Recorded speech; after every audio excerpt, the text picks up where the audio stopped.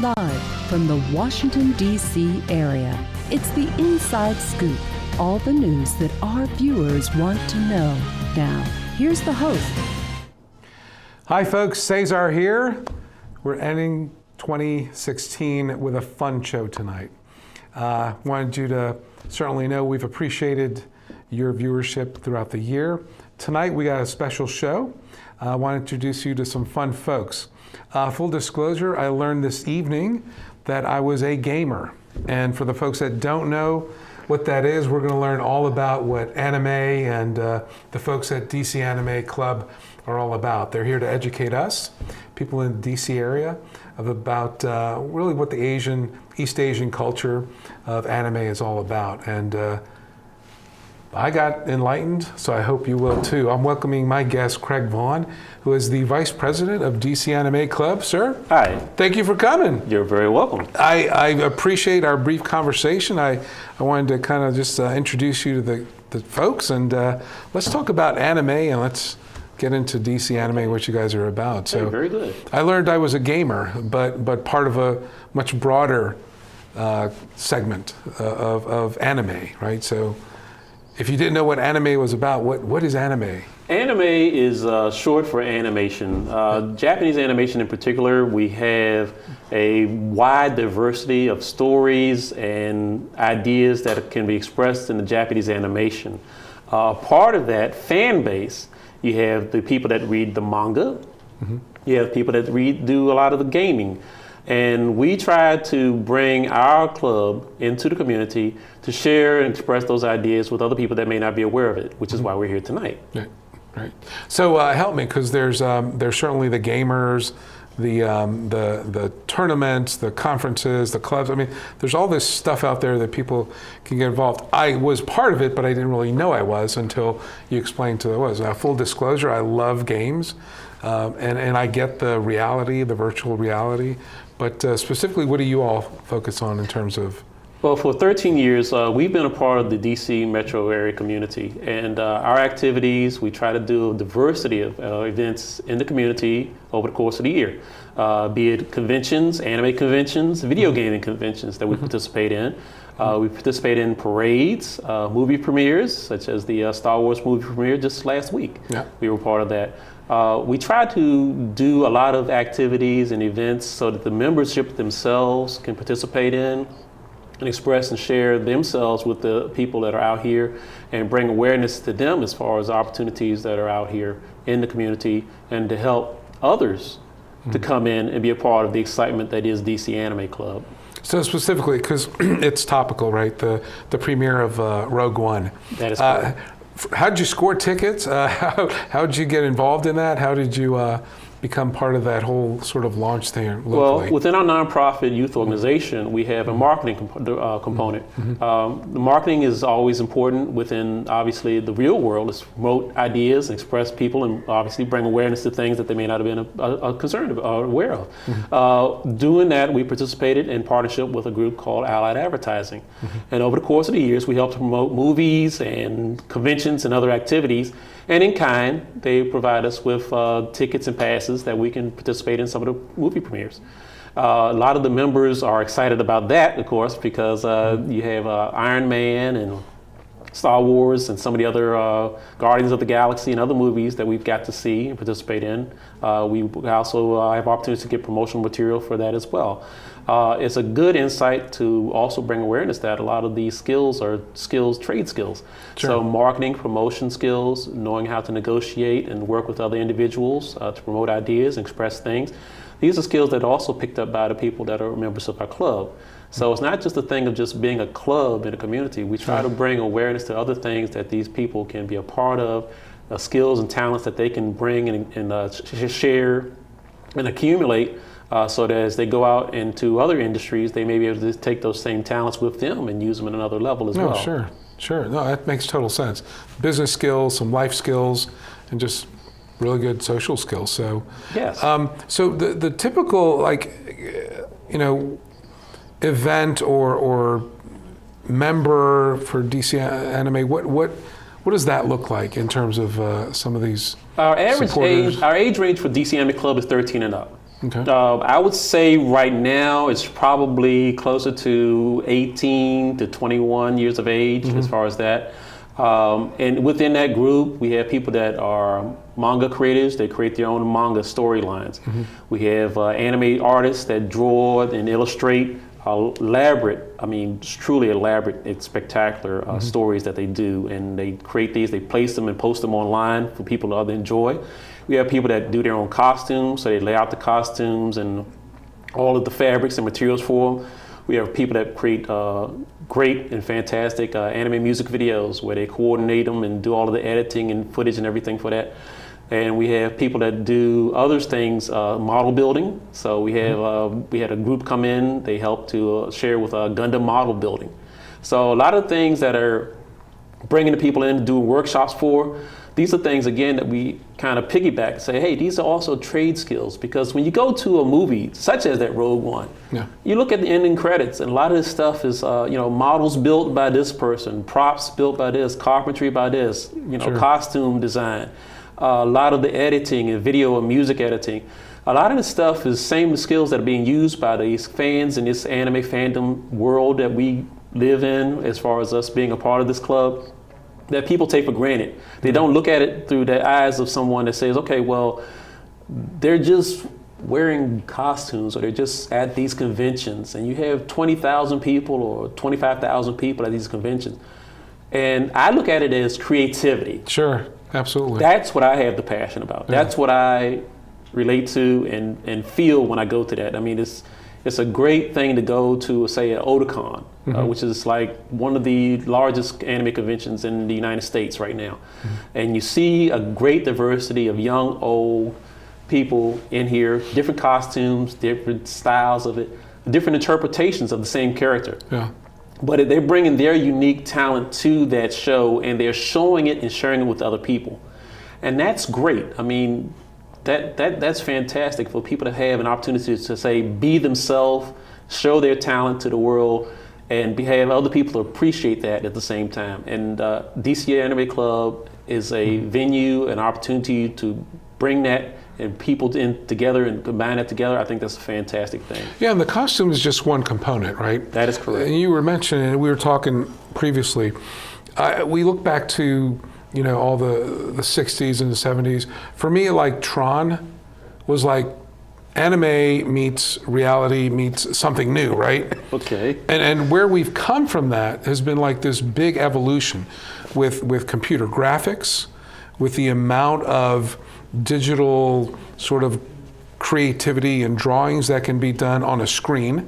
Because back then, if you look at Tron now, you're like, wow, that looks really bad, right? Okay. But back then it was like, oh, this is really cool. Right. But now it's almost hard to distinguish what is, SGI and what is like, maybe drawn up or even real at all, right? I mean, that's how far we've evolved. The technology is always going to be a little bit behind the creativity, meaning that someone would have a fantastic idea, but the technology itself is yet to come up or catch up with that person's idea, that great vision of whatever they have. Yeah. You mentioned the Tron as an example, where they basically took a physical character and kind of immersed him into that gaming world. Right.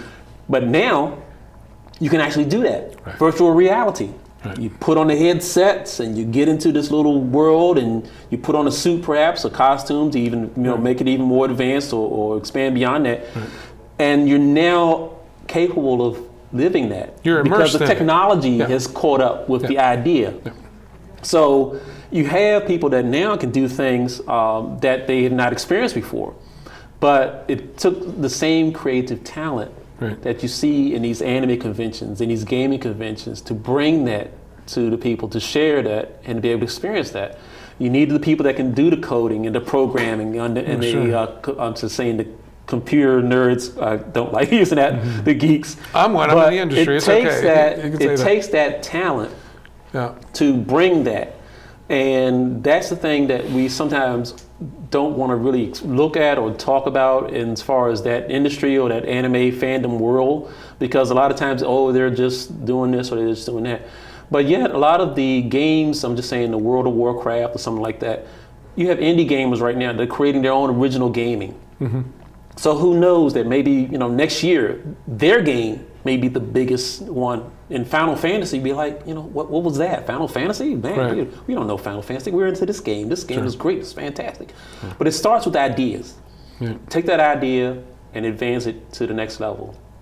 DC Anime Club started as an idea, and we too advance it to the next level. Our slogan for us is harder, better, faster, stronger.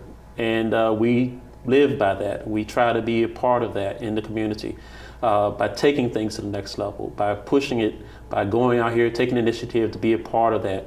And we strive to showcase that in many ways, to not, as I say, just be in a room all the time watching anime. We do that, but we try to be also out in the community. I mean, parades, movie premieres, anime conventions, video gaming conventions, concerts, and other activities, because a lot of times bringing that awareness to people, that there's more to it than just, as I say, the geek or the nerd or what have you. That there's more possibilities and opportunities out here that people can see through DC Anime Club that they may not have been aware of. And if we can bring that to, let's say, Chantilly, Virginia, or a school in, out in Columbia, Maryland, or American University, or Wilson High School, then I think that's a fantastic thing. No, I think it's great. I think anything that opens the door to especially younger students or people in general that they can apply their passion to is a great thing. And for me, I'm passionate about technology and just the thought of some of these games actually going where the user interface is a conversational sort of response system, or it's a virtual touch and go system. Right. I mean, that to me is like the coolest thing ever. So I certainly can appreciate that. Then to share again with that, we noticed that even like now, a lot of the movies that you see, the large big budget movies, a lot of the stuff at the ending credits, you see computer digital animation, computer generated animation, computer modeling. A lot of stuff is, again, some of the same things, animation. It's just done in the computer. Right. And to have club members that would do, say, a drawing workshop at the Smithsonian, anime drawing workshop, a lot of the people that were in there were very excited just to, anime drawing workshop, what's this? How can we draw these characters? How can we make that happen? And to know that perhaps that one of the kids that participating in that workshop may be a part of that later on, that they may be in one of these big budget production movies. And they say, well, we went to a workshop at DC Anime Club, and now we're doing, large industry movies. And that is the cool part. And folks, we're gonna come back and meet some of the members. This is fun. You're gonna want to stick around for this. We'll be right back. All right. Good stuff, always. One day these rats were playing in the woods. Well, it's a matches and that's no good. Listen to smoke before you give it a try. Only you. Don't play with matches. Don't play with fire. Cause there's nothing very funny about rigged out life. Nothing very nice on a homeless mind. So if a gorgeous force is what you desire, don't play with matches. Don't play with fire. Only you can prevent wildfires. Fire. Why don't you just wash your car at home? When I wash my car, everything runs down the street and down into the storm drains. With all the chemicals in the soaps and waxes, the last thing I want to do is poison my own drinking water. At least here, it's all contained and recycled on site. That's why I also take my car in for oil changes instead of doing it myself. I might take a chance on spilling stuff. You know what the best part is? What? More time to kick back and watch the game. How far would you go to protect the planet? I want you to build an ark. Here we go. Okay, that's good. Oh, okay. Ow! Maybe there's another way. People, the flood is imminent! Is it too much to ask for a little precipitation? Go to fightglobalwarming.com to find out what you and your community can do to reduce global warming pollution.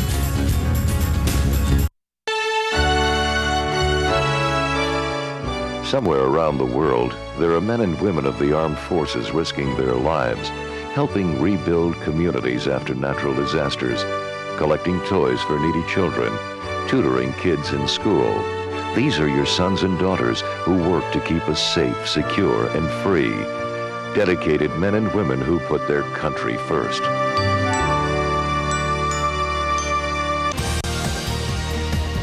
we're back to the Inside Scoop. Here again, your host. Hi folks, Cesar here. Welcome back. We have a fun show tonight. You met earlier my guest, Craig. Right now you're going to meet Chris and Monique Wanamaker. They are the president and first lady of the DC Anime Club. Folks, welcome to the show. Oh, thanks for having us. This is fun time. Again, thank you so much for coming. Real quick, what got you into this? Why do you do what you do here? I can answer that. Well, he has been into anime since he was 7.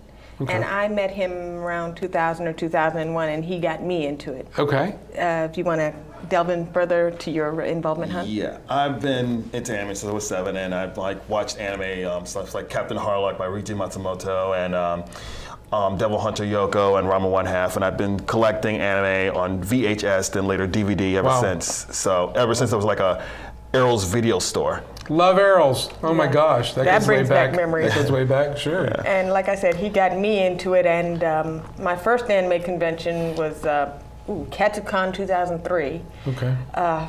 One of my favorite movies is, Spirited Away, which was directed by the legendary Hayao Miyazaki. Also love My Neighbor Totoro, but in terms of series, the first one I ever collected entirely was Angelic Lair, which was done by Clamp. Clamp. Ooh, about to say Tokyo Pop. So real quick, just so the folks, you are in character. I think you're Luigi? Mario. Luigi's green. Okay. Raccoon Mario, actually, from Super Mario Brothers 3. Okay. Yeah, right. for the Nintendo Entertainment System. And you are? Toad. Toad. The little mushroom. Okay. Now, that's part of the gaming gamer? Yes. See, I'm getting enlightened tonight, so I appreciate that. So why these characters for you, by the way? We grew up with the original Super Mario Brothers video games. Oh, geez, yeah. Yeah. And you all don't look that old. that's what I guess you're right, hon. This one over here is always telling me I look like a teenager. If I actually told you my real age, you'd not believe me. That's okay. All right. So yeah, I mean, I've played. The Nintendo was like one of my first systems I ever played. I played Super Mario Brothers, and then of course I started playing like different other Mario Brothers games and whatnot, just like action games, Streets of Rage.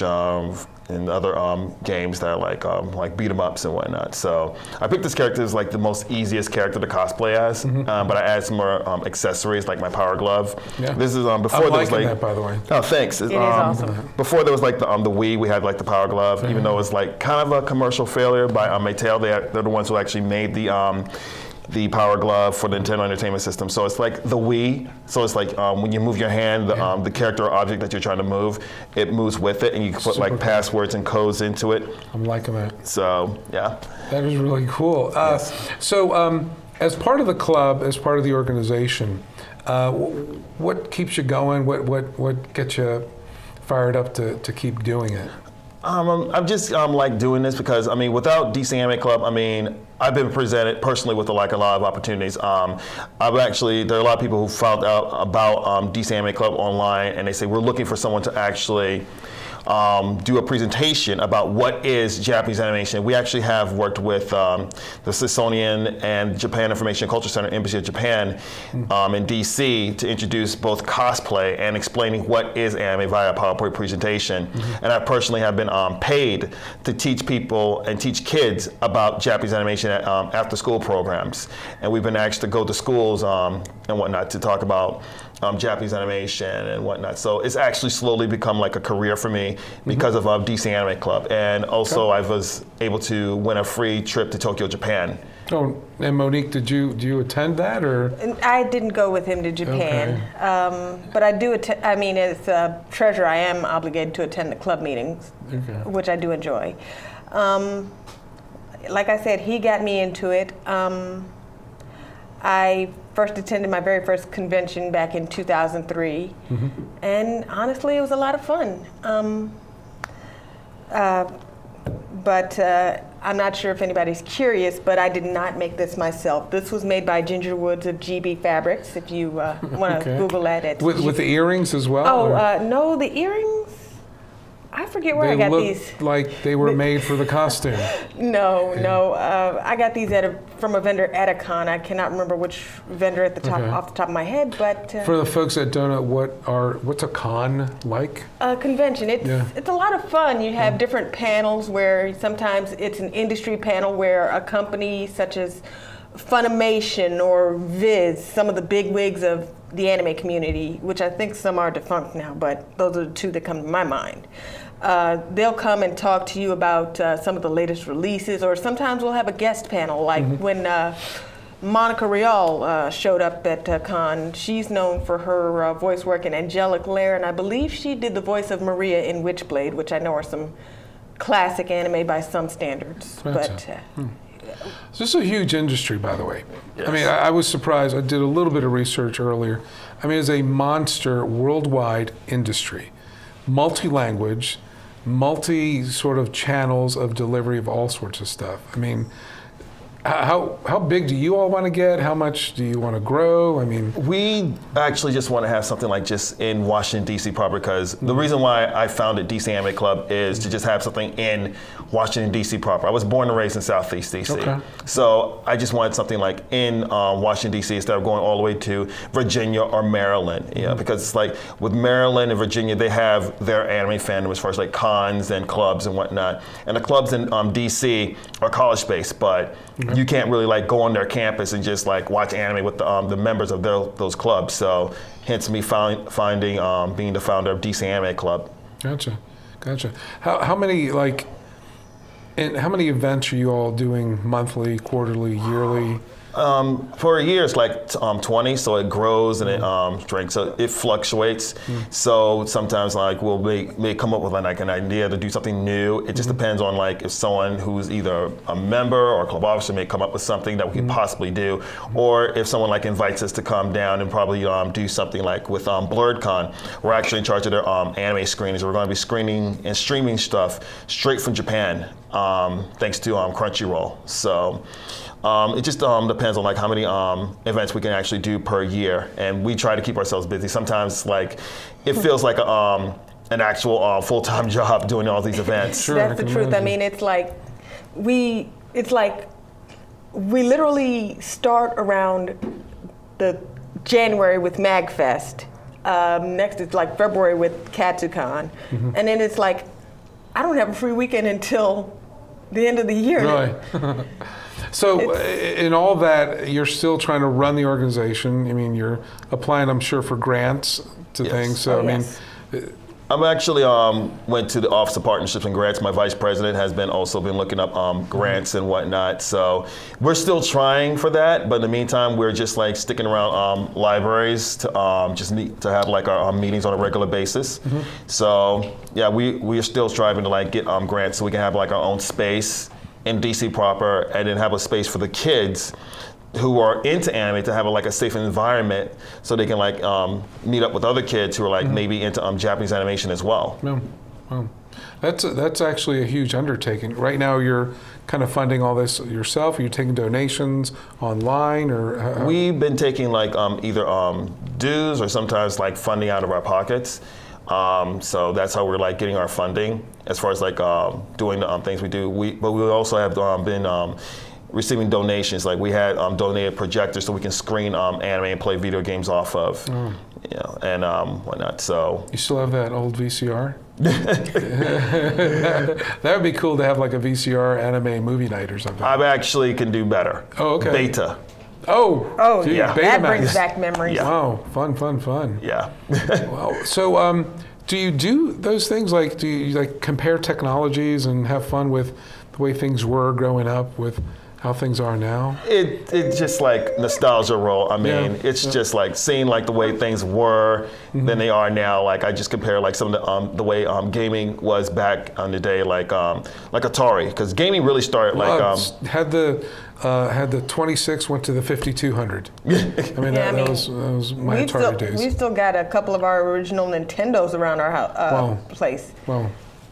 We actually upgraded to like a Retron 5, which is basically a system that could play like 5 different systems. Oh, wow. So you could just buy the games and just have just this one system instead of like buying games and a new system all the time. Wow. The Retron 5 could play Nintendo, Super Nintendo, Famicom, Game Boy Advance, and Sega Genesis. Yeah. All of them? Yes. Wow, I'm learning so much from y'all. So in terms of, by the way, I'm fixated on this because I think this is the coolest thing. This whole anime thing, I see it evolving. Where do you see it evolving? I mean, where's this 5-10 years from now, this whole thing for you? That's kind of tough to say because, we have one of the greats, Hayao Miyazaki, who is known for Spirited Away, My Neighbor Totoro. Mm-hmm. He keeps going into retirement and then saying he's not going to retire and then going back and forth with that. But there are some like others that are like growing onto the field. Like this anime. I forgot who the director's name is, but there's this anime called Your Name, which is like dominating Japanese box office, and it's like dominating even box office in Thailand and China. And he's like. He's pretty good at what he does, but I forget the director's name. But the anime, from what I hear, is just phenomenal. Along with like this other anime director who directed, Digimon, the Digimon movie, and Wolf's Children. Oh, that was a good one. There's a funny story about that one, though. And then also Wolf's Children, also The Boy and the Beast.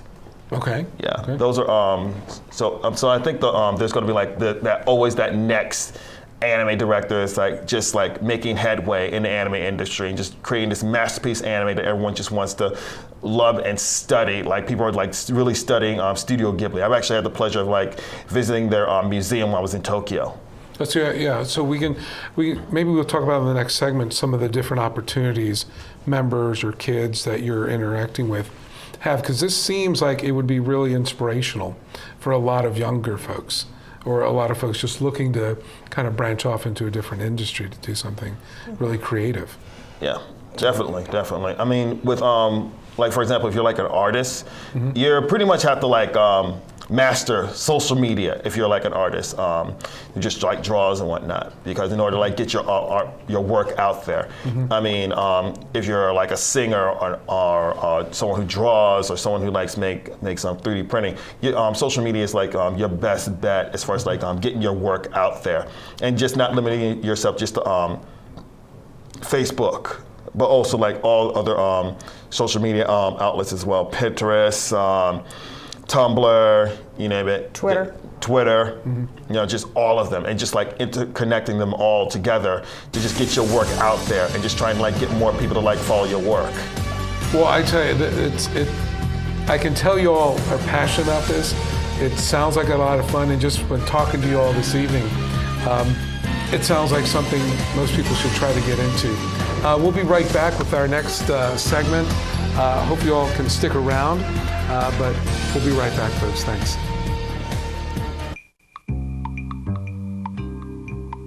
Around the world, 1 out of every 3 women will be beaten or otherwise abused in their lifetime, often by a family member or loved one. A future free from violence. It's all she's ever wished for.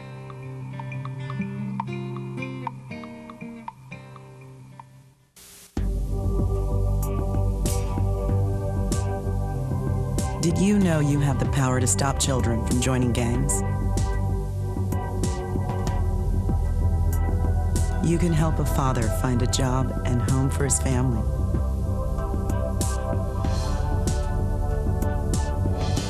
You can assist a woman who can't afford the medicine she needs to live and the home she can't live without. You can choose to make a difference in our community. Support Volunteers of America, and you can help improve the lives of nearly 2 million Americans each year with programs and services that help individuals and families overcome their challenges to become as independent as possible. Support the programs that are working in our community. Contact Volunteers of America today. Call 1-800-899-0089. For some folks, saving for the future is easy, but for you, it might take a little more effort. Saving for your future is your responsibility, and there's a lot to save for. I never thought of that.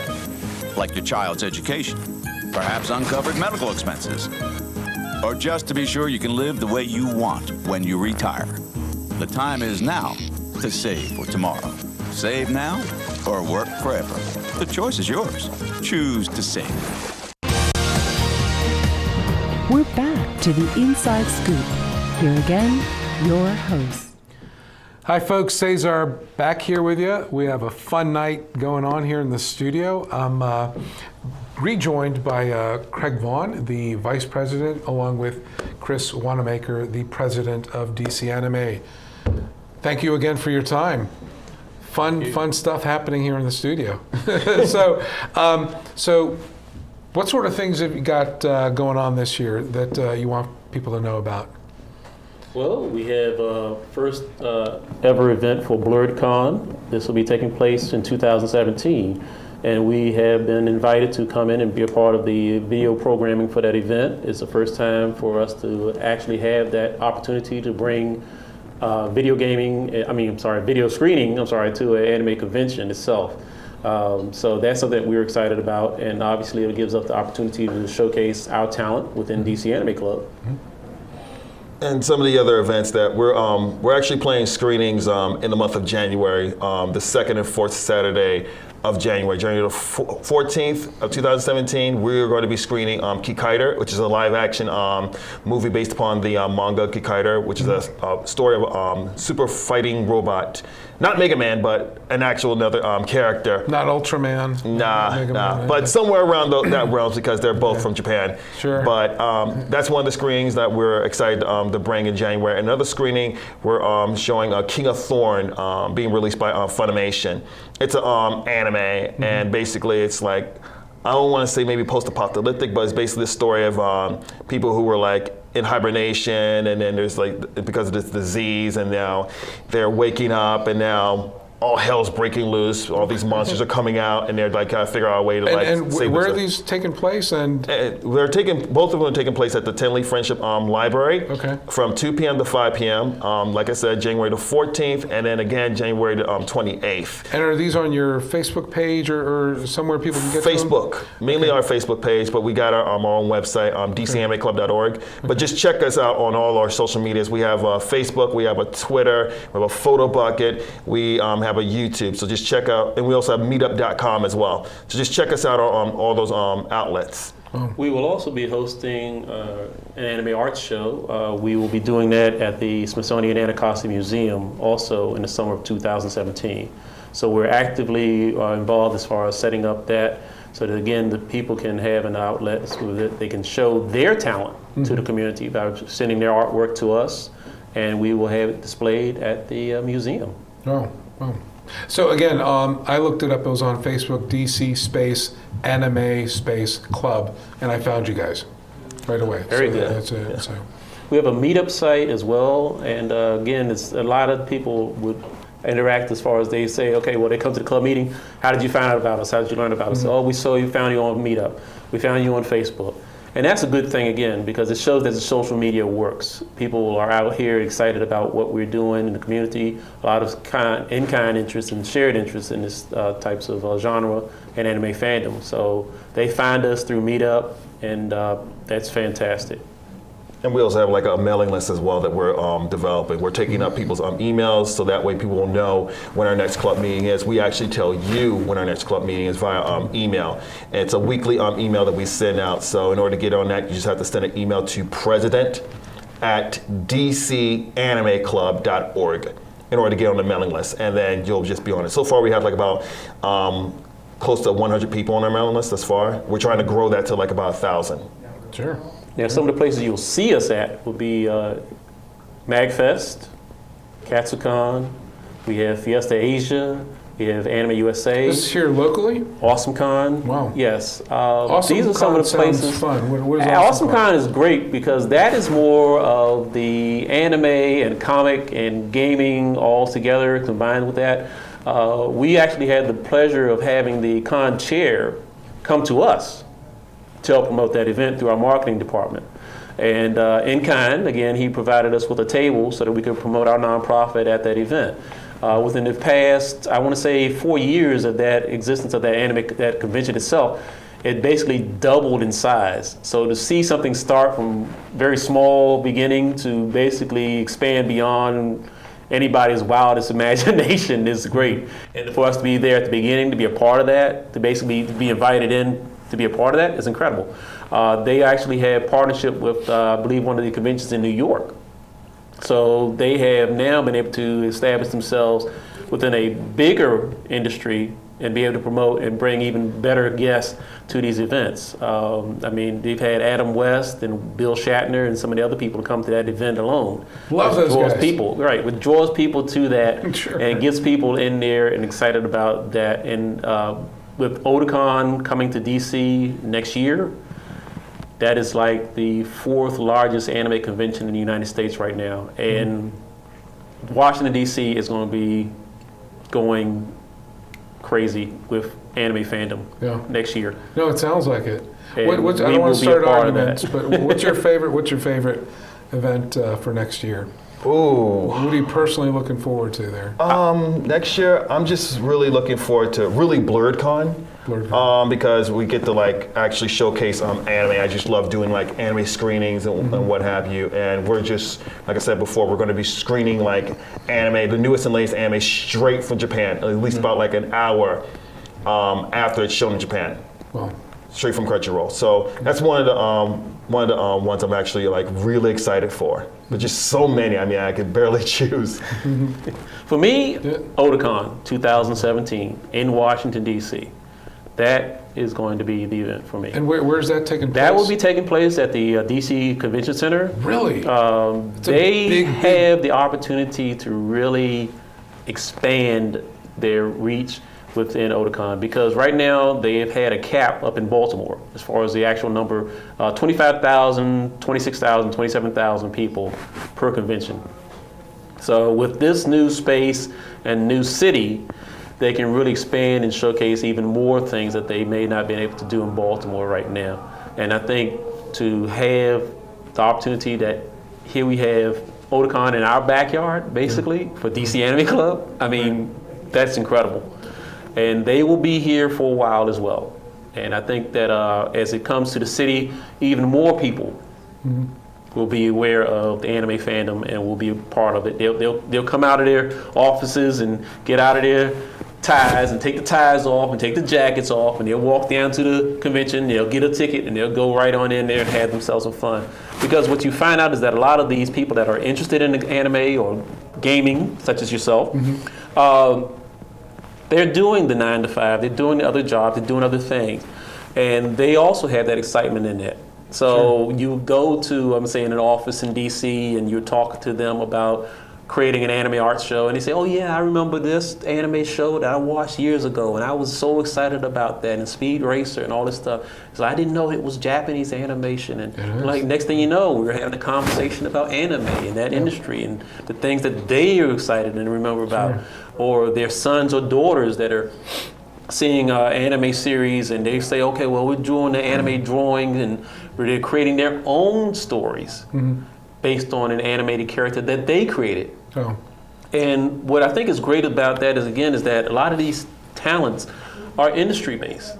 So as we spoke earlier about, like I said, the virtual reality and all of that's involved with that.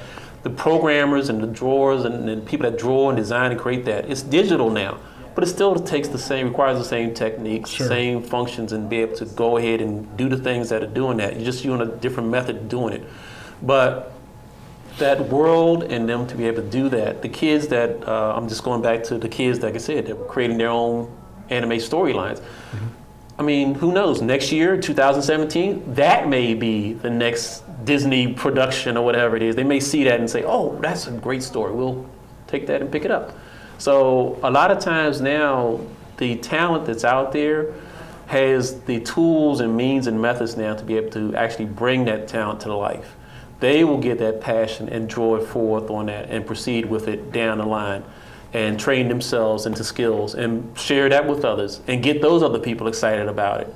So the thing is that to be a catalyst or having that spark. Mm-hmm. So that's what I like about DC Anime Club. If we can be that spark to get people excited about that, to see people out here say, oh, we never knew that this was anime or this was manga or this is how these stories develop or the techniques and so forth. I think that's fantastic. I think we can do that and continue to do that for the next 200, 300 years. I think that'll be fantastic. Okay, well, that's ambitious. I mean, I think a lot of it, to your points, right, is just educating people. Right. Like, I didn't know how involved it was. And by the way, you mentioned Speed Racer, so were you a big Speed Racer fan? I was a big Speed Racer fan, and even the voice actor got to meet him at one of the Otakon conventions. Oh, so do the letters GRX mean anything to you? Speed Racer, it was the fastest car in the world. That was one of the episodes of Speed Racer. That goes way back. That goes way back. But no, I mean, it's just like all these things I was exposed to growing up were all part of this sort of, umbrella that's now, getting even bigger. Right. So yeah, I mean, but thank you for enlightening me on this stuff. Definitely appreciate it. So that's yours. You've got yours. What do you see? Where you guys want to be the next? Maybe you mentioned it, 200 years. Let's just go back 5 to 10 years. Where do you see it going the next 5 to 10 years? For DC Anime Club, I spoke earlier about creating an actual animation video gaming museum. And the idea behind that is to create a space, such as even Chris spoke of, as far as creating an environment where the kids can come out and they feel excited about it. Yeah. Museums inspire, they educate, they bring that talent to a place where everyone can share and experience it in one environment. It also exposes people to other things that they may not have been aware of. And a museum, I think, would be an excellent opportunity to showcase that through DC Anime Club, creating that space. We can host a lot of events at a museum.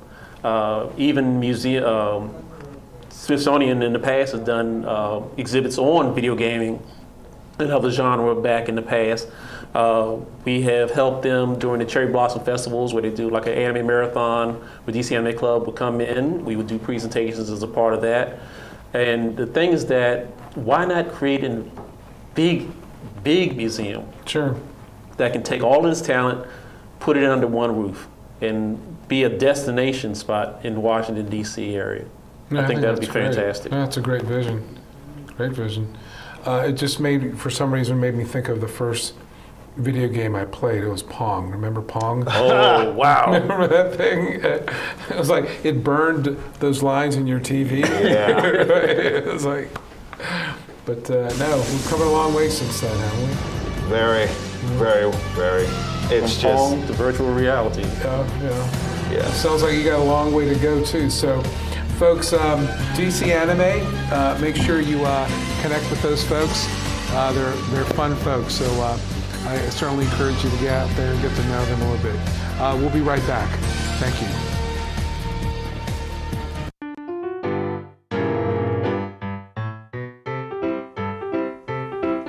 There's more than just books at the library.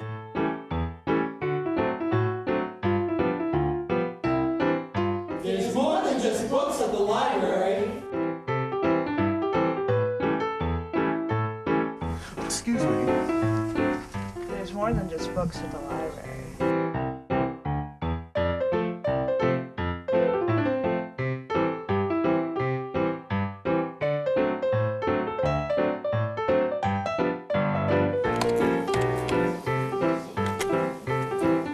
Il y a plus que de livres à la bibliothèque. Hello.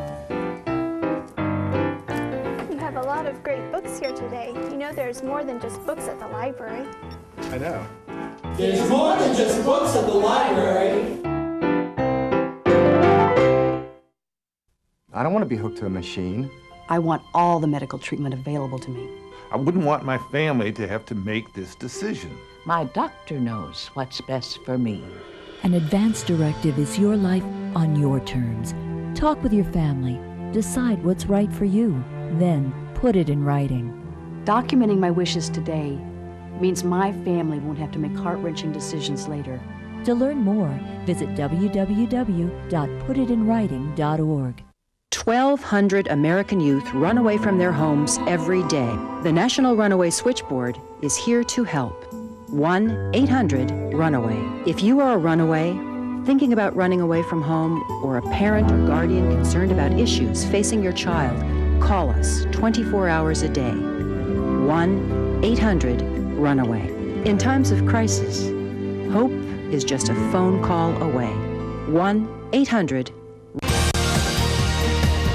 We're back to the Inside Scoop. Here again, your host. Hi folks, Cesar here, back with you. Fun night here in the studio.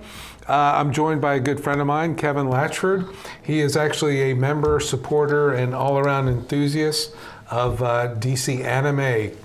Welcome, sir. Hey, it's always a pleasure to be on. Good stuff, man. I've learned a lot tonight. I learned I was a gamer. I learned I was kind of cool into anime. So, what brings you out? What makes you, tick on this stuff? Well, I mean, it kind of began, when I was more or less. Good heavens, it must have been when I was a kid. My dad traveled a lot in East Asia, into Korea, Japan, India, and Thailand. Working for a number of companies doing telecom out there. In fact, if you make a telephone call out there, a good chance there might be a switchboard my old man set up. And he used to bring back all this kind of weird stuff from over there, and some of it was this stuff called anime. And I came into the hobby, more or less, into the fandom from that, and also the fact that Channel 50 used to play Dragon Ball, Sailor Moon, and some of the early stuff, some Robotech back in the day. And I was a gamer, I would race over to my friend Nick's house every day to play Duck Hunt and Super Mario Brothers, and then I got a Sega Genesis and was addicted to it. Was into comics. I mean, my mom, I can remember very fondly sitting on the couch, at 4 p.m. every day I'm watching Fox 5, watching Adam West's Batman, the original in '66, and of course, my dad got me into Iron Man, Spider-Man. Good grief! I mean, just tons. And that was kind of the thing. But with DC Anime Club, I was working on Alongside Night, my movie, and I was there with Kevin Sorbo and a bunch of other people from the thing, and I came across Monique and Chris in those exact costumes. At this table, I started inquiring. I went to the club, and 2 years later, almost 3 now, it's been my life. I mean, it's been everything. I mean, I do media coordination for them. I'm part of the Market Street team. Been collaborating with a bunch of things, but more or less, I mean, it's been a big thing for me. I mean, I have my own podcast out of the deal, got my own photography venture through my actions with my activities with DC Anime Club.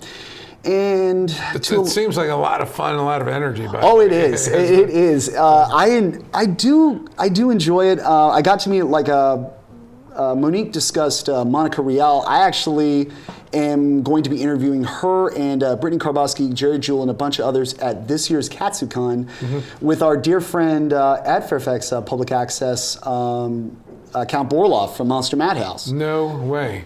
Yeah, I mean, I got in with, I've known Jerry a while, Count Borloff, and he's a good guy, and we just ran into each other when I was sitting at the table for DC Anime Club, and he said, "What are you doing here?" And I'm like, "Well, I'm a member of this club." Okay. But what keeps you going with it? I mean, there's a lot of different ways you can go, right, with this. Well, there's plenty. You can get into the anime itself. You can get into manga, the Japanese-style comics. You can just get into the comics and sci-fi. I mean, a lot of people do. Most of my friends who are major anime fans tend to also be Doctor Who fans. Large number of Monty Python fans. Strangely enough. But also, I mean, just from the sectors. I mean, I have friends. I mean, I worked in telecom for many years. Still do to a large extent, do technology. But there's people from software design, media entertainment, communications. I can't think of an industry that isn't affected by some sort of technology or some sort of, device or interface that eventually could come back to this whole anime umbrella, right? I mean, Yeah, I mean, there's really nothing that, I mean, because the Japanese are a very technological culture. Right. I mean, they're very much, I mean, this is the group that, I mean, this is the country that gave us the Walkman, right. That gave us the Game Boy, you know, these kinds of things. But also, I mean, they were, I mean, over there, I mean, up until a couple of years ago, comics were seen as kind of a kid thing, whereas over in Japan, you'll see this salaryman coming in at the Tokyo subway station. You'll see a young kid who's just out of school, and you're both seeing them reading Shonen Jump. You know, there's a gal on the train. You know, there's another guy on the train, probably reading the same comic magazine. Probably many of them watch the same series. Many of them game with the same games. Yeah. I mean, it's kind of interesting, but it's also the culture behind it. I mean, graphic novels are becoming this so-called American form of literature, but in the same way, the Japanese-style manga has been a literary heirloom. Right.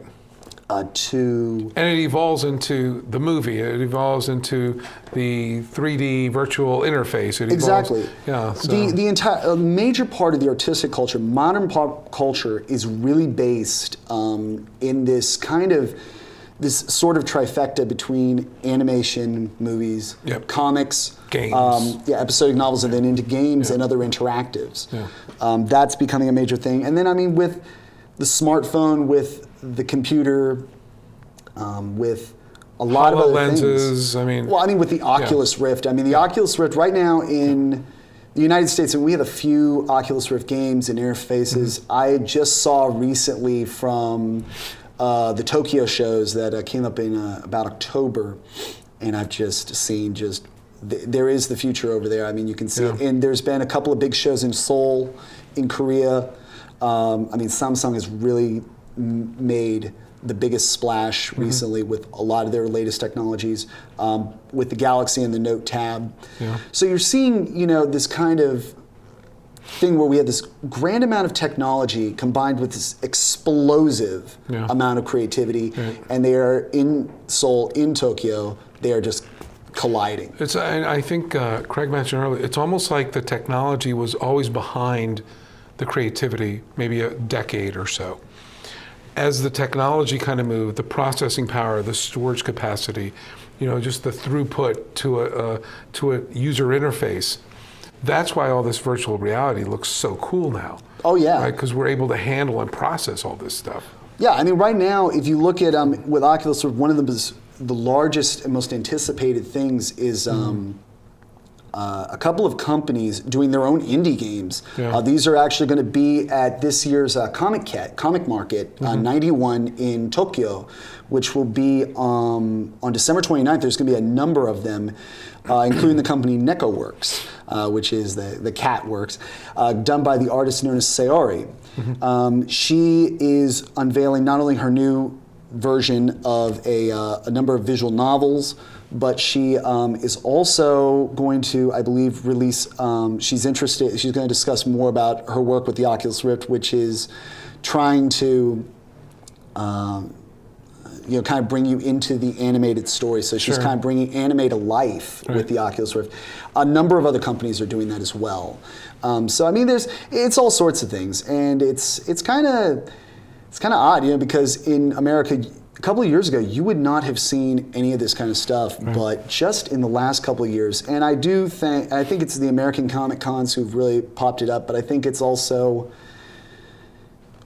Cartoon Network has brought back Toonami. Yeah. Funimation ran the Anime Network for a while. There was a big presence, and now we have Crunchyroll, which is a very interesting story, a web streaming service that was kind of on the fringes, has gone completely legit, and now they've signed a major deal with Funimation, which is one of the big distributors in the United States, besides Viz Media and Sentai Filmworks, who do a lot. Actually, Sentai Filmworks does a lot of the major anime motion pictures in this country. No, I think it's all fascinating the way it's moving. I mean, it used to be you release a book, little paperback, and then someone thought about, well, maybe this is good. Let's do a hardback. Hey, this is really good. Let's put it on the stage. You know, this is even better. Let's make a movie. Now you can actually create a life interface in that world. Exactly. Am I right? Yes, and that's the thing. You can live the story. For the first time, the audience can You're actually immersed in it. Yeah, you can. You can do that. I mean, and this is more than say, making callbacks at the Rocky Horror Picture Show. We're talking about actually being an active character in the game. I mean, literally, when you a lot of these are coming from that visual novel genre, which, by the way, was a Japanese exclusive 10 years ago. Mm-hmm.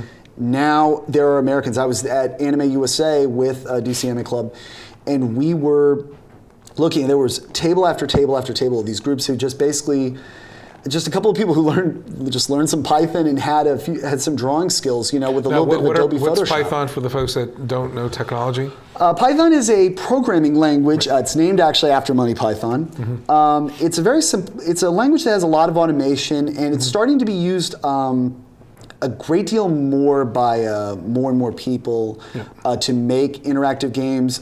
It's a lot simpler than, say, its competitors, JavaScript, C#. It can be used on a multitude of So for the folks out platforms. there, for the parents, if your kid wants to take technology classes, forget that C# stuff.